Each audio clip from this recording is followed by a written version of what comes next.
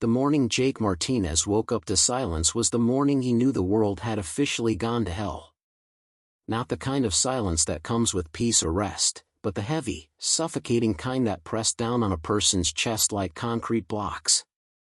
He'd been holed up in the basement of Morrison's hardware store for 3 days now, rationing water bottles and protein bars he'd grabbed during the initial chaos, and the quiet outside was starting to mess with his head more than the moans and screams had.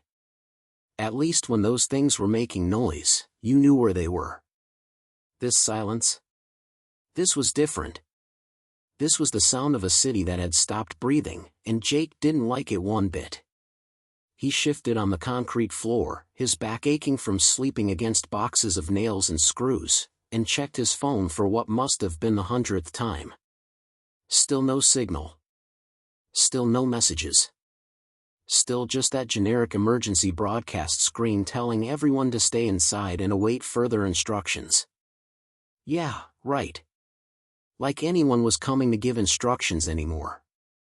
Jake was 28, a construction worker who'd spent the last 5 years building up Denver one steel beam at a time, and he'd always figured if the world was gonna end, it'd be something big and dramatic like nukes or aliens or whatever. Not this. Not people getting sick and then getting up again, hungry for anything that moved. He'd seen his first infected on day 2 of the outbreak, some businessman in a torn suit stumbling down Colfax Avenue with half his neck missing, and Jake had done what any sensible person would do. He'd run like hell and hadn't stopped until he'd found this hardware store with its reinforced door and basement access. But 3 days was long enough. His supplies were running low, his phone was down to 15% battery, and he hadn't heard another living soul in over 24 hours. It was time to move, time to find other survivors, time to figure out if there was anything left worth surviving for. He grabbed his makeshift weapon, a crowbar he'd found in the store's inventory, and slowly made his way up the basement stairs. The door at the top was still locked, still barricaded with the shelf unit he'd pushed against it that first night. Jake pressed his ear to the wood and listened. Nothing. No shuffling feet, no raspy breathing, nothing but that awful silence. He took a deep breath, moved the shelf as quietly as he could, and cracked the door open just enough to peek through. The hardware store looked exactly like he'd left it, aisles of tools and supplies bathed in the dusty sunlight filtering through the front windows. He could see the street beyond, empty except for a few abandoned cars and what looked like trash blowing in the wind. No movement. No infected. This was as good a chance as he was gonna get. Jake stepped into the store proper, crowbar raised and ready, his heart hammering so hard he could hear it in his ears. Every instinct screamed at him to get back in the basement, lock the door, and wait this thing out, but his rational mind knew better. Nobody was coming to save him. Nobody was coming to save anyone. If he was gonna make it, he had to save himself. He moved through the aisles, grabbing a backpack from the camping section and filling it with essentials, a flashlight, batteries, zip ties, duct tape, a hunting knife that was probably overpriced but looked solid enough. He found a water filtration straw and some emergency flares, and he was reaching for a first aid kit when he heard it. A voice. Faint, distant, but definitely human. Someone was calling for help. Jake froze, every muscle in his body tensing. It could be a trap. He'd heard stories before everything went dark, stories about people using recorded voices to lure survivors into ambushes. But it could also be real. It could be someone who needed help, someone who was alone and scared just like he'd been. He moved to the front window and looked out, trying to pinpoint the source. There. Across the street and down about half a block, someone was waving from a second-story window of what looked like an old apartment building. Jake squinted. It was a woman, young from what he could tell, and she was definitely alive. She was also definitely surrounded. There had to be a dozen infected milling around the entrance to her building, drawn by the noise she was making. Damn it, Jake muttered under his breath. He had 2 choices here. He could slip out the back, avoid the whole situation, and keep moving on his own. Or he could do something monumentally stupid and try to help. His mama had raised him better than to leave someone in trouble, but his mama had also raised him to not be an idiot, and running toward a pack of infected definitely qualified as idiotic. Still, he found himself checking the street for a route, found himself calculating angles and distances. The infected were clustered pretty tight around the apartment entrance, but they weren't paying attention to anything else. If he could create a distraction, draw them away long enough for the woman to make a break for it, maybe they could both get clear. He spotted a car alarm across the street, one of those fancy sedans that looked like it still had some juice in it. If he could get to it without being seen, set off the alarm, it might work.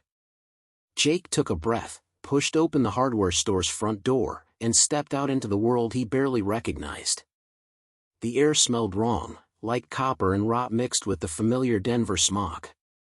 He kept low, moving between abandoned vehicles, his eyes locked on those infected. Up close, they looked even worse than he'd imagined. These weren't the slow, shambling zombies from old movies. These things moved with purpose when they had a target, jerky and fast, and their eyes had this milky white film that made Jake's skin crawl.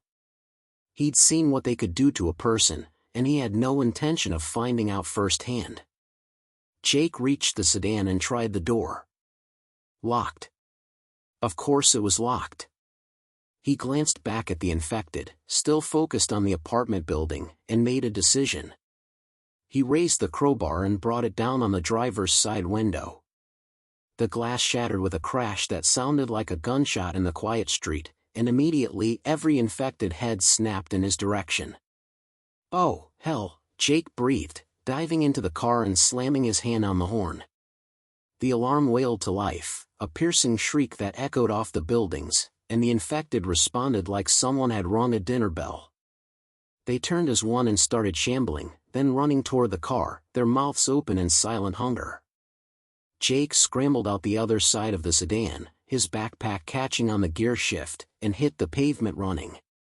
He could hear them behind him, that awful wet shuffling sound mixed with low moans, and he didn't dare look back.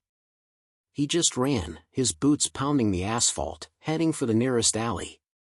Behind him, he heard a different sound. A door slamming. He risked a glance over his shoulder and saw the woman from the apartment building sprinting in the opposite direction, smart enough to use his distraction for what it was. Good. At least one of them was gonna make it.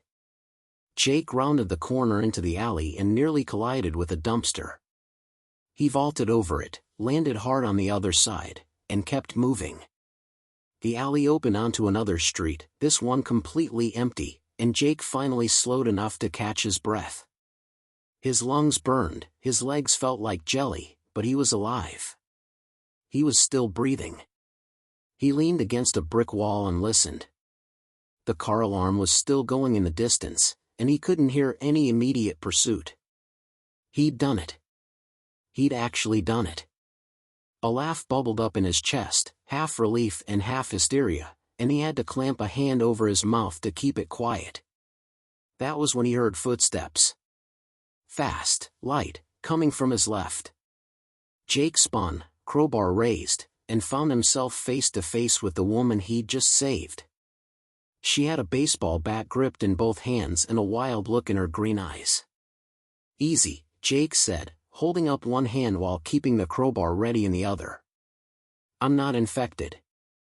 I'm the guy who set off that car alarm back there." The woman didn't lower her bat, but some of the tension left her shoulders. She was probably in her mid-20s, with dark hair pulled back in a messy ponytail and dirt smudged across her cheeks. She wore jeans, a flannel shirt, and a backpack that looked just as hastily packed as his. "You always play hero for strangers?" she asked, her voice rough like she'd been screaming. "Not usually," Jake admitted, lowering his crowbar slightly. "Seemed like the thing to do at the time." "You hurt?" She shook her head, finally lowering the bat. "No. Scared out of my mind, but not hurt. I'm Riley. Riley Parker." "Jake Martinez," he said, offering a cautious smile. Nice to meet you under completely insane circumstances. Riley let out a breath that might have been a laugh. Yeah, this is definitely a new one. I've been stuck in that apartment since this whole thing started. Ran out of food yesterday and was about to make a break for it when I saw you in the hardware store window. Thanks for the save. Jake shrugged. We should get moving. That alarm won't keep them distracted forever, and I don't want to be here when they figure out there's no food in that car. Riley nodded and fell into step beside him as they started moving down the empty street. You got a plan? She asked. Because I'm fresh out. Working on it, Jake said, scanning the buildings around them. I was thinking head north, try to get out of the city. Maybe find one of those emergency camps the government was talking about before everything went dark. Riley made a skeptical sound. You really think those are still operational? I haven't heard a working radio in days. No planes overhead, no military, nothing. I think whatever they were planning fell apart pretty quick. She was probably right, but Jake didn't want to think about that too hard. The alternative was that they were completely on their own, that society had collapsed in less than a week, and that was a reality he wasn't ready to accept yet. They walked in silence for a few blocks, sticking to the middle of the street where they could see in all directions. Jake kept his crowbar ready, and Riley had her bat up on her shoulder like she was ready to swing for the fences. The city felt like a ghost town, all these buildings full of lives that had been interrupted mid-sentence. Jake saw a coffee shop with cups still on the tables, a phone store with its door hanging open and displays ransacked, a kid's shoe store with tiny sneakers scattered across the sidewalk. Each one was a little reminder of how fast everything had gone wrong. They were passing a burned-out gas station when they heard it. Voices. Multiple voices, coming from somewhere up ahead. Jake and Riley exchanged a glance and moved forward more cautiously. The voices were coming from a small park, one of those neighborhood green spaces with a playground and some benches. As they got closer, Jake could make out a group of people, maybe 6 or 7 of them, gathered around what looked like a makeshift camp. There were tents set up, a small fire burning in a portable grill, and someone had strung up a tarp for shade. These weren't infected. These were survivors. Jake felt a surge of hope that was almost painful in its intensity. They weren't alone. There were other people still fighting, still alive. Hello, Jake called out, making sure to keep his crowbar visible but not threatening. We're friendly. Just looking for other survivors. The group's reaction was immediate. Several people grabbed weapons, including a big guy with a shotgun who stepped forward. That's close enough, the big guy said, his voice carrying authority. Where'd you two come from? Jake gestured back the way they'd come. Hardware store on Colfax. We're just trying to get out of the city, maybe find an emergency camp or something. You folks have any information? The big guy studied them for a long moment, then seemed to relax slightly. He lowered the shotgun but didn't put it away. Name's Marcus Williams. This is our group. We've been here since day 3, trying to figure out our next move. He gestured to the others. That's Tommy, Angela, David, Keisha, and the kid there is Ben. Jake took in the group. Tommy was a thin guy in his 30s with nervous eyes and hands that wouldn't stop moving. Angela was older, maybe 50s, with gray hair and the kind of face that suggested she'd been a teacher or a librarian before all this. David was young, early 20s, with a college hoodie and glasses. Keisha was about Riley's age, athletic-looking with short hair and a knife on her belt. And Ben, the kid, couldn't have been more than 14, all gangly limbs and wide, frightened eyes. I'm Jake, this is Riley, Jake said. You guys have any luck with communications? Any idea what's happening beyond the city? Marcus shook his head. Nothing. We got a battery radio, but all we're picking up is static or those old emergency broadcasts on loop. Far as we can tell, the whole Front Range is dark. Maybe the whole state. Maybe more. That wasn't what Jake wanted to hear, but it wasn't surprising. Angela stepped forward, wringing her hands. We've been debating what to do. Some of us want to stay here, fortify this position and wait for help. Others think we should head into the mountains, try to find somewhere remote and safe. Help isn't coming, Riley said bluntly. I've been watching those things. They're not getting slower or fewer. They're getting smarter, learning to work together. Staying in the city is suicide. Tommy bristled at that. Oh. And you're some kind of expert? You don't know that help isn't coming. The government could be regrouping, could be planning a rescue operation right now. Riley gave him a look that said she thought he was delusional, but she didn't argue. Jake could see the group was already divided, already stressed to the breaking point. The last thing they needed was more conflict. Look, Jake said, trying to keep his tone diplomatic. We're not trying to tell you what to do. We're just sharing what we've seen. But if you're heading out of the city, maybe we could team up? More people, better chances of survival. Marcus considered this, then looked back at his group. There was some muttering, some exchanged glances, and finally he nodded. All right. We were planning to move out tomorrow morning anyway. We've got a route mapped out that should avoid the worst of the infected populations. You two can come with us if you pull your weight and follow orders. This isn't a democracy. I'm calling the shots because I'm the one with military training and the most firepower. Everyone good with that? Jake looked at Riley, who shrugged. It wasn't ideal, but it was better than going it alone. We're good with it, Jake said. Marcus nodded and gestured to the camp. All right then. Get yourselves settled. We've got some food to share, not much but enough. We leave at first light, so get some rest while you can. Jake and Riley found a spot on the edge of the camp and dropped their backpacks. As they sat down, Keisha came over with a couple bottles of water and what looked like granola bars. Welcome to the Survivors Club, she said with a tired smile. Sorry the accommodations aren't 5-star. Beats the basement of a hardware store, Jake said, accepting the water gratefully. Keisha sat down across from them. So what's your story? How'd you two make it this long? Riley launched into a brief summary of her time trapped in the apartment, and Jake added his own experience. Keisha listened, nodding occasionally. When they finished, she leaned back on her hands. It's been wild, hasn't it? Like, a week ago I was worried about my student loans and whether I should switch jobs. Now I'm worried about whether I'll see next Tuesday. Puts things in perspective. Where were you when it started? Riley asked. Keisha's expression darkened. At the gym.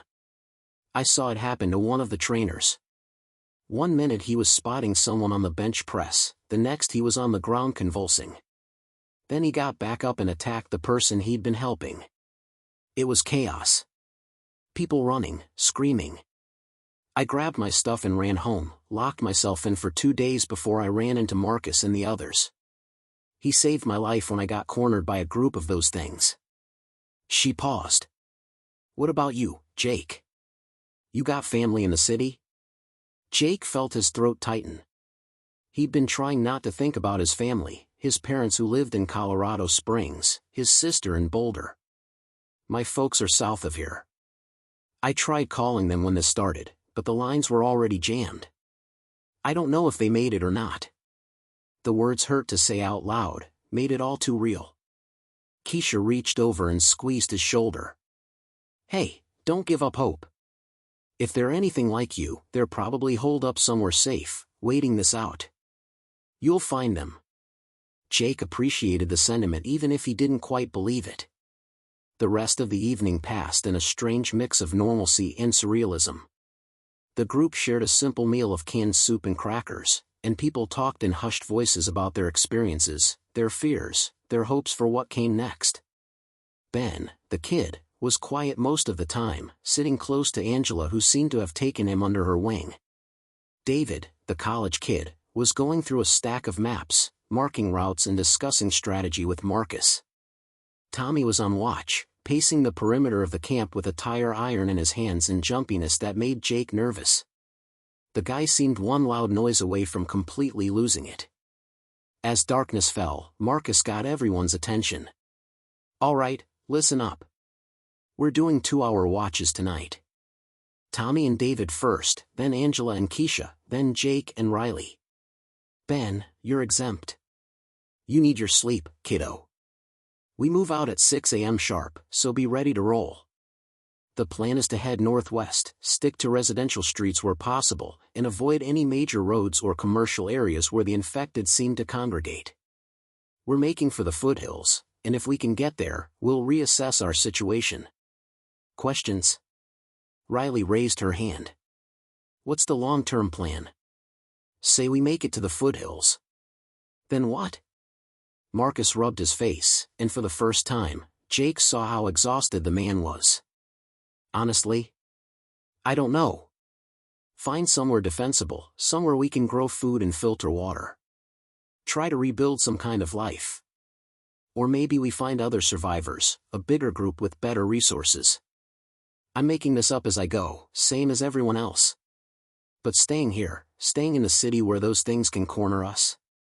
That's not an option." Nobody argued with that. The meeting broke up, and people started settling in for the night. Jake took first watch with Riley at 2 a.m., which meant he had a few hours to try and sleep. He lay down on the hard ground, his backpack as a pillow, and stared up at the night sky. The stars were brighter than he'd ever seen them in Denver, no light pollution from the dead city to wash them out. It was beautiful in a haunting way, this reminder that the universe kept turning no matter what happened to humanity. Jake closed his eyes and tried to rest, but his mind kept racing with memories and worries. Finally, exhausted beyond measure, he drifted into an uneasy sleep filled with dreams of running, always running, with those milky white eyes following close behind. Riley shook him awake what felt like minutes later. "Our turn," she whispered. Jake sat up, his body aching, and checked his watch. 2 a.m. on the dot. He grabbed his crowbar and joined Riley on the perimeter of the camp. The city was dark around them, no streetlights, no windows glowing with life. Just shadows and silence. "You sleep at all?" Jake asked quietly. Riley shook her head. "Kept thinking about my sister. She was in Arizona visiting friends when this started.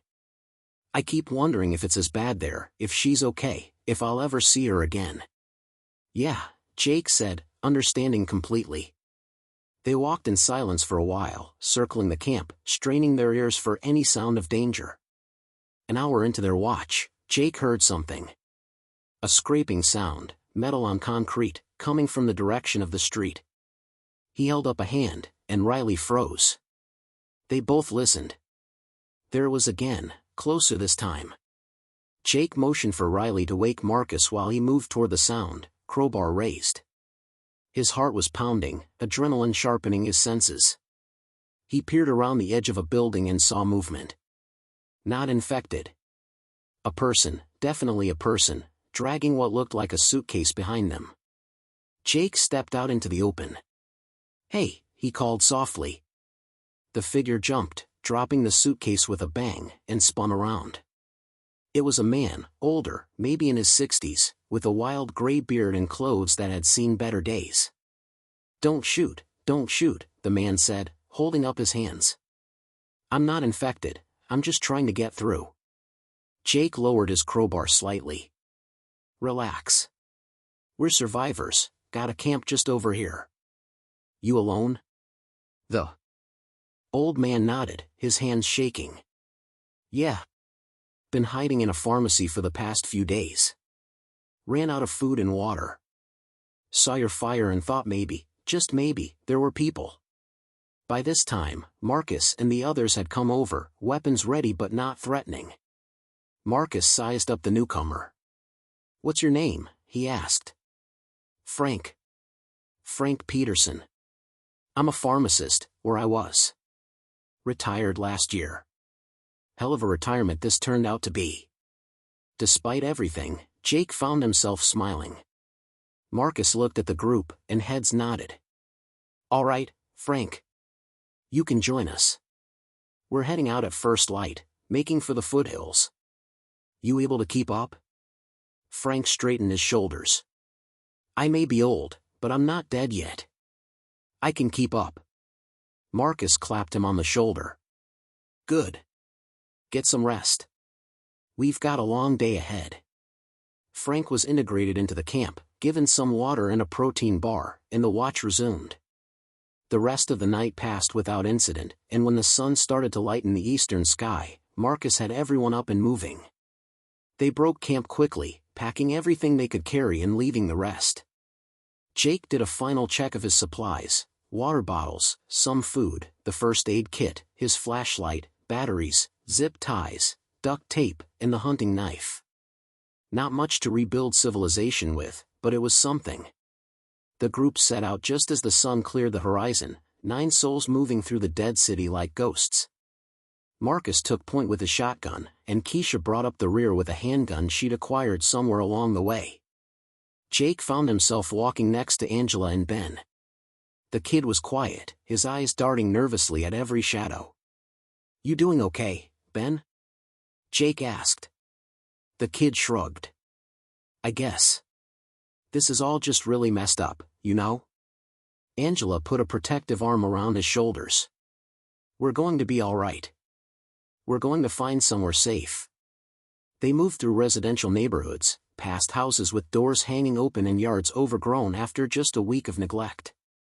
Cars sat abandoned in driveways, some with their doors open like their owners had left in a hurry. Jake saw evidence of violence here and there: broken windows, dark stains on the sidewalk, a child's bicycle lying on its side in the street. Each one was a story, a tragedy, a life interrupted. They'd been walking for maybe 2 hours when David, who was consulting the map, pointed ahead. If we keep going this way, we'll hit a shopping center. We could stock up on supplies, grab more food and water. Marcus considered this. It's risky. Shopping centers mean more people, which means more infected. But we do need supplies. All right, we'll do a quick sweep, in and out, nobody wanders off alone. Stay sharp. They approached the shopping center cautiously. It was one of those strip mall types, with a grocery store, a pharmacy, and a few smaller shops. The parking lot was full of abandoned cars, and the windows of most stores were shattered. Doesn't look promising, Riley muttered. Marcus divided them into teams. Jake, Riley, Keisha, you're with me. We'll hit the grocery store. Tommy, David, Frank, check the pharmacy for medical supplies. Angela, you and Ben stay here and keep watch. Anything goes wrong, you sound the alarm and we regroup here. Everyone understand? Everyone nodded, and the teams split up. Jake followed Marcus toward the grocery store, stepping over shattered glass and debris. The store's automatic doors were frozen half open, and they slipped inside to darkness and the smell of rotting food. The power had been out for days, and anything refrigerated had gone bad. Stick to non-perishables, Marcus said quietly. Canned goods, dry pasta, anything sealed. We've got maybe 10 minutes before this place gets too risky. They split up slightly, moving down different aisles but staying within sight of each other. Jake found the canned food section and started loading his backpack. Soup, beans, vegetables, fruit. He grabbed a can opener for good measure.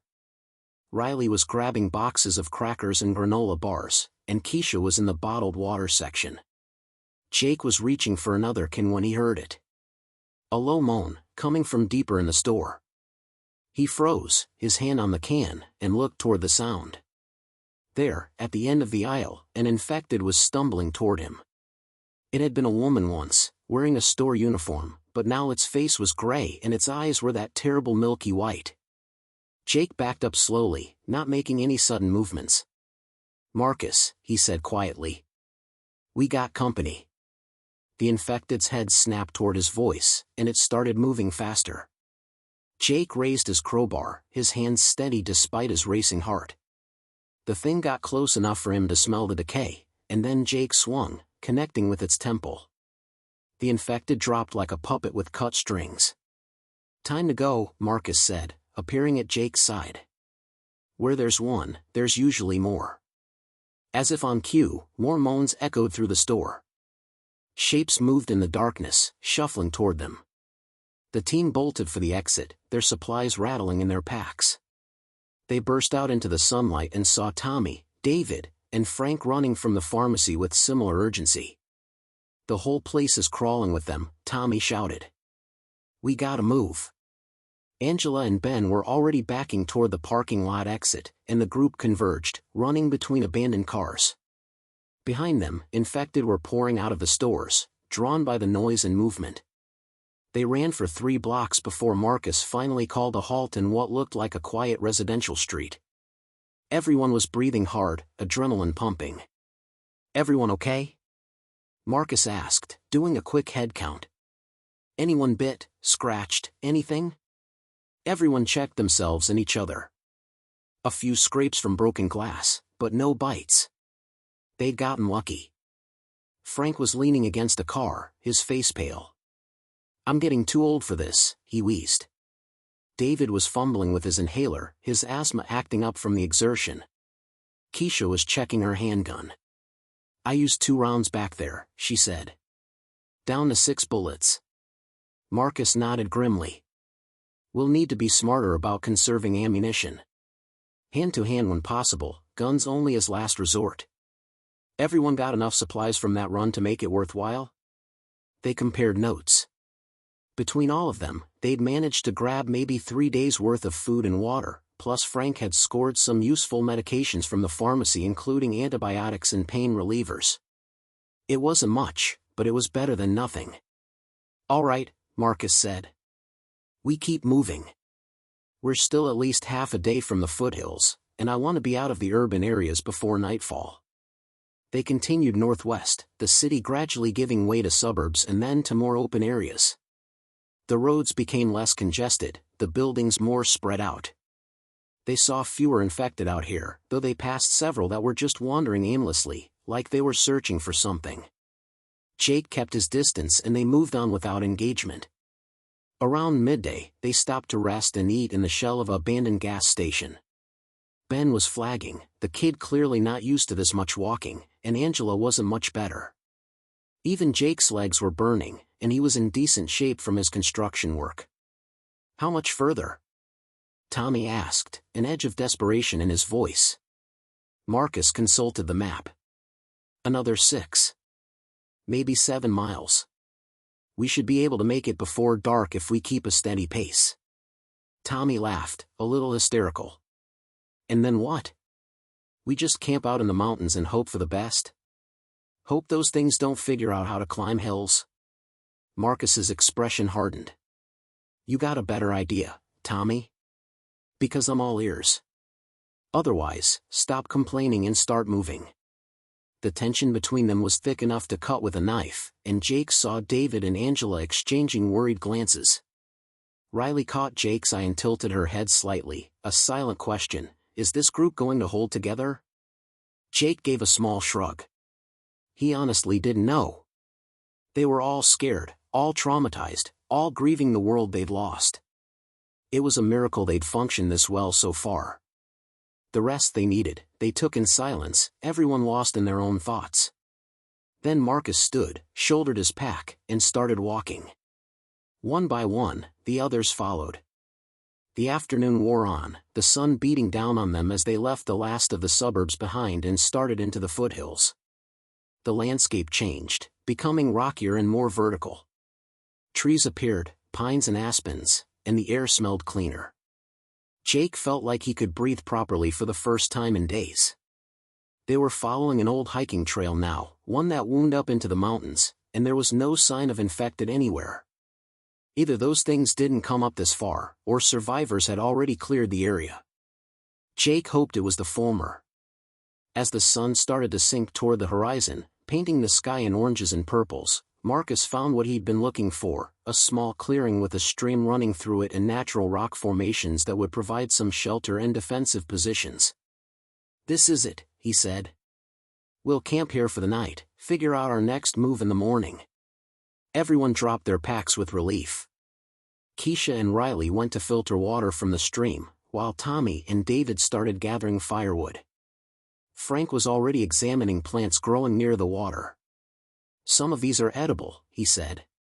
"Not much nutrition, but they'd supplement our supplies." Jake helped Marcus and Angela set up a perimeter, marking sight lines and potential approaches. Ben was sitting on a rock, staring back the way they'd come, toward the city spread out below them. Jake joined him. From up here, Denver looked almost peaceful, just a sprawl of buildings in the fading light. You couldn't see the chaos, the death, the end of everything. "Pretty view," Jake said. Ben nodded. "Yeah. Doesn't seem real, does it? Like maybe if we go back down there tomorrow, everything will be normal again." "I wish it worked that way, kid," Jake said. Ben looked at him, and Jake was struck by how young he was, how much of his life had been ahead of him before all this. "You think we're gonna make it?" Ben asked. "Like, really make it? Or are we just putting off the inevitable?" Jake took a breath. "I think as long as we're still breathing, we've got a chance. That's all any of us have ever had, chance. It's just more obvious now. But yeah, I think we can make it. I think we have to try." That night, they sat around a small fire and shared their supplies. Frank told stories about his pharmacy, the ridiculous customers he'd dealt with over the years, and Angela talked about her classroom, the kids she'd taught. David shared memories of college life, parties and exams that seemed like they'd happen in another lifetime. Keisha talked about her dreams of opening her own gym someday, and Tommy, finally relaxing a bit, shared his love of old cars and his plan to restore a '67 Mustang that had been sitting in his garage. Riley talked about her sister, the trips they'd taken together, and Jake found himself talking about his family, his work, the buildings he'd helped create that were now standing empty below them. It was therapeutic in a way, this sharing of the past, this reminder that they'd all been people with lives and dreams before they'd become just survivors. Even Ben opened up a bit, talking about his love of video games and how he'd been saving up for the newest console when the outbreak hit. "Guess I'll never get to play it now," he said with a sad smile. "Maybe someday," Angela said gently. "Maybe someday people will make games again." It seemed impossible, but then again, a week ago a zombie apocalypse had seemed impossible too. Marcus took first watch, and the rest tried to sleep. Jake lay on the ground, staring up at the stars again, and let himself feel something he hadn't felt in days: hope. They'd made it out of the city. They were together. They had supplies, they had skills, they had each other. Maybe, just maybe, they'd survive this. He must have dozed off because the next thing he knew, Riley was shaking him awake. "Your turn," she whispered. Jake sat up and saw the fire had burned down to embers. Keisha was on watch at the other end of camp, and everyone else was sleeping. He walked the perimeter, listening to the night sounds of the mountains. Crickets, the distant hoot of an owl, whined through the pines. Normal sounds. Living sounds. It was such a contrast to the dead silence of the city. Jake was on his second circuit when he heard voices. He froze and listened. They were coming from down the trail, from the direction they'd come. Low voices, multiple people, getting closer. Jake moved quickly to wake Marcus, who was instantly alert. "How many?" Marcus whispered. "Can't tell. At least 3 or 4. Could be more." Marcus roused the camp quietly, everyone waking with weapons in hand. They took defensive positions, using the rocks as cover, and waited. The voices got closer, and then Jake saw lights. Flashlights, bobbing in the darkness. A group was coming up the trail. Marcus called out, "That's far enough. Identify yourselves." The flashlight stopped moving, and there was a moment of tense silence. Then a woman's voice called back, "We're survivors from Aurora. Looking for a safe place to camp. We don't want trouble." Marcus exchanged glances with the group. Finally, he said, "Step into the clearing slowly. Keep your hands where we can see them." 4 figures emerged from the darkness, 2 women, a man, and what looked like a teenager. They looked exhausted, filthy, and scared, but they didn't look dangerous. The woman who'd spoken before held up her hands. "I'm Rachel Morrison. This is my daughter Emma, and our friends Liam and Jacqueline. We've been walking for 2 days straight, trying to get away from the infected. Please, we just need a place to rest." Marcus studied them for a long moment, then lowered his shotgun. "All right. You can stay, but same rules as everyone else. You pull your weight, you follow orders, and if anyone gets bit, you tell us immediately. We're not taking chances." Rachel's shoulders sagged with relief. "Thank you. Thank you so much." The new arrivals were brought into the camp and given water and some food. They told their story. They'd been trapped in a community center that had been overrun 2 days ago. They'd barely escaped and had been running ever since. Emma, the teenager, was quiet and shell-shocked. Liam had a nasty cut on his arm that Frank immediately started treating, and Jacqueline, an older woman with kind eyes, looked like she was running on pure determination and nothing else. With 13 people now, the camp felt more crowded but also somehow more secure. There was safety in numbers, even if it meant stretching their resources thinner. Marcus reorganized the watch schedule, and people settled back down to sleep. Jake found himself lying awake again, thinking about how quickly their group had grown.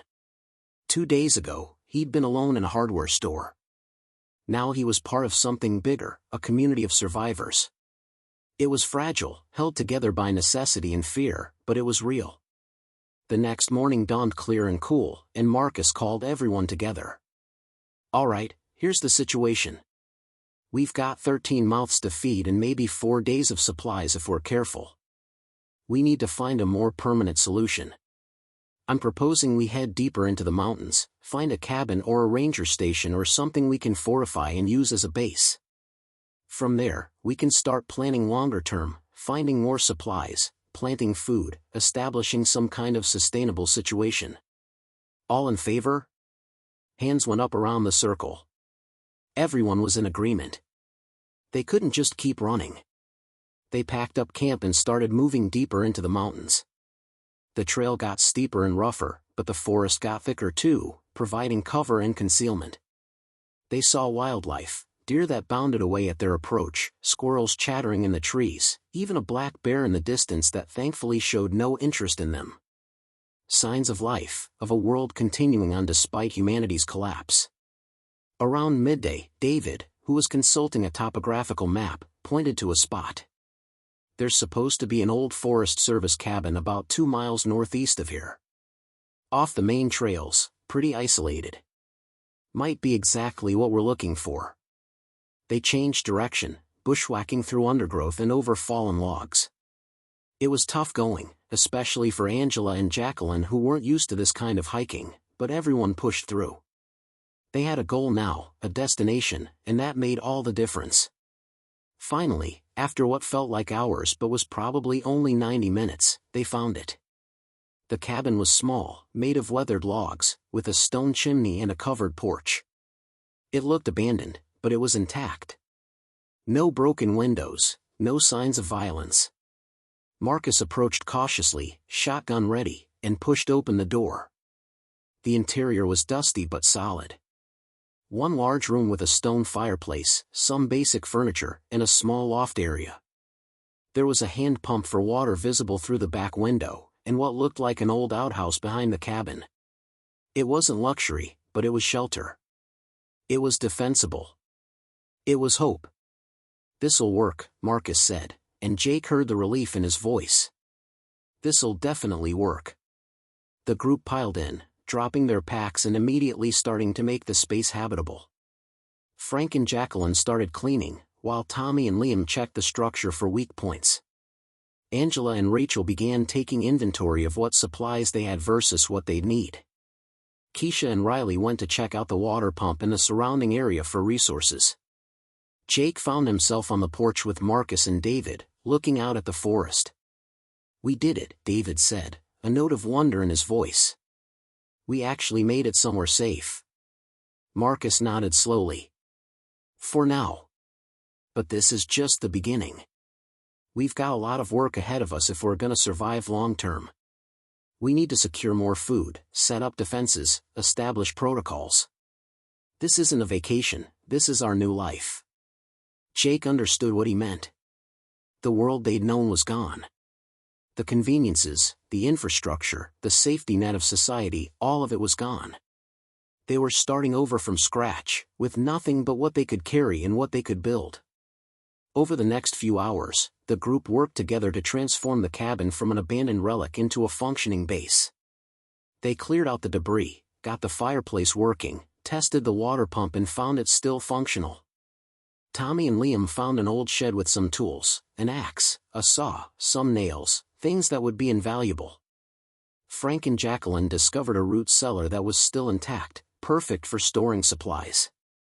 By evening, they had something resembling a home. It wasn't much, but it was theirs. They gathered around the fireplace as darkness fell, and Marcus laid out his thoughts. "We need to establish rules and responsibilities," he said. "Everyone needs a job, something they're responsible for. Frank, you're in charge of medical supplies and treating injuries. Angela and Rachel, you handle food inventory and rationing. Tommy and Liam, you're on maintenance and fortifications. David, you're our navigator and supply coordinator. Keisha and Riley, you're on security and watch rotations. Jacqueline, you'll help with food prep and water purification. Jake, I want you working with Tommy on reinforcing this place and eventually building additional structures. Ben and Emma, you'll rotate helping everyone and learning skills. I'll oversee everything and handle the big decisions. Everyone clear?" There were nods around the circle. It felt good to have structure, to have purpose beyond just surviving the next hour. That night, they shared a meal of canned soup and crackers, and someone, Jake thought it was Angela, started singing. It was an old folk song, something about mountains and home, and one by one others joined in. Their voices rose together, filling the cabin with sound and warmth and something that felt almost like joy. For the first time since the outbreak began, Jake felt like maybe, just maybe, they were going to be okay. The days that followed fell into a rhythm. Jake and Tommy spent their time reinforcing the cabin's defenses, barricading the windows with shutters they built from scavenged wood, reinforcing the door, clearing sight lines around the perimeter. Keisha and Riley established a watch rotation and started mapping the surrounding area, noting resources and potential threats. David led supply runs back toward civilization, carefully raiding abandoned homes and stores for anything useful. Frank set up a medical station in the cabin's loft, organizing their limited supplies and even finding some medicinal plants in the forest. Angela and Rachel managed their food with careful precision, making sure everyone got fed while stretching their supplies as far as possible. Ben and Emma, the youngest members, proved more resilient and resourceful than anyone had expected. They helped with everything, gathering firewood, purifying water, keeping watch, and their youthful energy was infectious. Slowly, the group bonded. Shared hardship and shared purpose forged them into something more than just random survivors thrown together by chance. They became a community, a family of sorts, built on trust and mutual dependence. Jake found himself growing close to Riley, the two of them often paired on watch or working together on projects. She was tough, resourceful, and had a dark sense of humor that helped lighten even the worst moments. One evening, about a week into their mountain refuge, Jake and Riley were sitting on the cabin porch, watching the sun set over the distant peaks. "You ever think about what we lost?" Riley asked quietly. Jake nodded. "All the time. But I'm trying to focus on what we found too. This place, these people, this second chance. It's not the life I planned, but it's a life." Riley smiled, a real smile that reached her eyes. "When did you become such an optimist?" Jake laughed. "About 5 minutes ago. Ask me again tomorrow." They sat in comfortable silence, watching the stars emerge in the darkening sky. Marcus joined them, carrying 3 cups of purified water. "Thought you might be thirsty," he said, handing them over. He sat down with a grunt, his military bearing softened by exhaustion. "I wanted to thank you both. You could have stayed solo, tried to make it on your own, but you didn't. You chose to be part of this group, and that's made all the difference. Jake raised his cup. To survival, he said. Riley raised hers. To second chances. Marcus smiled and raised his own. To tomorrow, and whatever it brings. They drank together as the last light faded from the sky, 3 survivors among 13, alone in the mountains while the world below continued its slow collapse. But they weren't thinking about that. They were thinking about the garden they'd plant in the spring, the additional cabins they could build, the possibility of finding more survivors and growing their community. They were thinking about hope, about rebuilding, about the long journey ahead through the ruins of tomorrow. And for the first time since the dead had risen and civilization had fallen, they believed they might actually have a future worth fighting for.